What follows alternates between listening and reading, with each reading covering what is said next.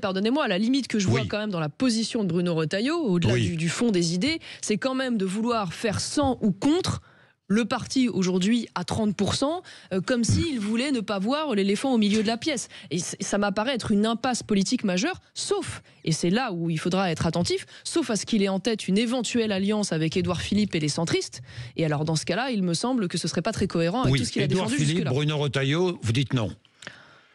Ce qui est sûr, c'est que aujourd'hui, indéniablement, si il allait vers une alliance avec le bloc macroniste ou néo-macroniste, ce serait forcément pour renoncer à une partie de ce qu'il défend. Donc, ce serait pas très cohérent. Donc, il doit choisir. Vous dites ce matin, Bruno Retailleau doit choisir entre Édouard Philippe et le Rassemblement national. Il n'y a pas d'issue. À un moment donné, quand vous êtes un candidat accrédité, alors vous lui dites ce matin, choisissez.